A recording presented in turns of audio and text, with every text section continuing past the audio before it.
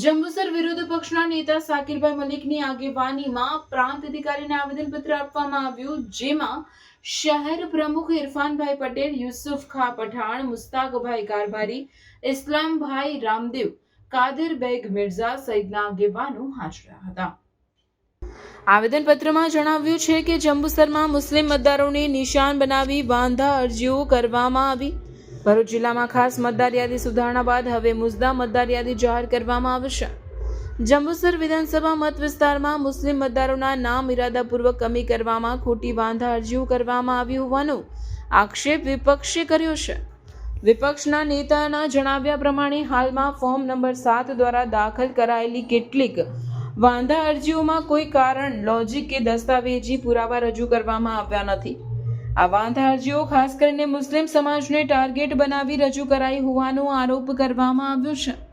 સરકારની સ્પષ્ટ ગાઈડલાઈન મુજબ જો કોઈ મતદાર વિરુદ્ધ વાંધો નોંધાવવો હોય તો યોગ્ય અને માન્ય દસ્તાવેજી પુરાવા રજૂ કરવું ફરજિયાત છે, જે આ અરજીઓમાં ન હોવાનો દાવો કરવામાં આવ્યો છે. પત્રમાં વધુમાં ઉલ્લેખ કરવામાં આવ્યો છે કે મતદાનનો અધિકાર લોકતંત્રનો આધાર સ્તંભ છે અને તે ભારતના બંધારણ દ્વારા નાગરિકોને મળેલો મૂળભૂત અધિકાર છે. કોઈ પણ વ્યક્તિનો મતાધિકાર મનમાની રીતે દૂર કરી શકાય નહીં. જો કોઈ મતદાર સામે વાંધો હોય તો સરકાર દ્વારા નક્કી કરેલી પ્રક્રિયા મુજબ મતદારોને નોટિસ આપવી, તેમની પાસેથી જરૂરી દસ્તાવેજો માંગવા અને કાયદેસર તપાસ બાદ જ નિર્ણય લેવો જોઈએ તેવી જંબુસર શહેર તથા તાલુકાના મુસ્લિમ સમાજ અગ્રણીઓએ માંગ કરી છે. આવેદનપત્ર આપવા મુસ્લિમ સમાજ અગ્રણીઓ મોટી સંખ્યામાં હાજર રહ્યા હતા. મામલતદાર તેમજ નાયબ કલેક્ટર શ્રી સાહેબને ફોર્મ નંબર 7 ભરી અને રજૂ રાખેલા છે. આ જે ફોર્મ નંબર 7 ભરીને જે રજૂ રાખેલા છે એની અંદર કાયદા દ્વારા જે નક્કી કરવામાં આવેલા એવિડન્સ, ડોક્યુમેન્ટ, દસ્તાવેજી જે પુરાવા છે તે પુરાવા કોઈ પણ જાતના રજૂ રાખેલા નથી.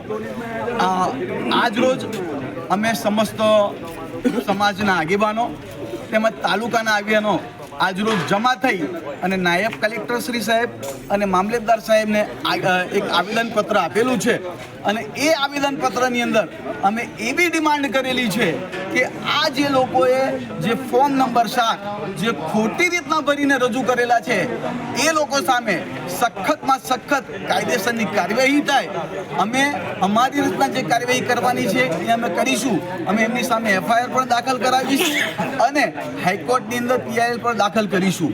પણ આપના માધ્યમથી હું આ લોકોને જણાવવા માંગુ છું કે જે લોકોએ ખોટા ઓબ્જેક્શન લીધેલા છે એ ખોટા ઓબ્જેક્શનના અગેન્સ્ટની અંદર અમે લોકો આ જે સાચા મતદારો છે અને એમના મતાધિકારો ડિલીટ ના થાય અને એમને પૂરતી તક આપવામાં આવે તે બાબતે આજ રોજ અમે મામલતદારને રજૂઆત કરેલી છે, નાયબ કલેક્ટરશ્રીને રજૂઆત કરેલી છે, જે ધ્યાન પર લાવી અને આગામી જરૂર પડતા અમે જરૂરી પ્રોગ્રામ પણ આપીશું. જય હિન્દ, જય ભારત.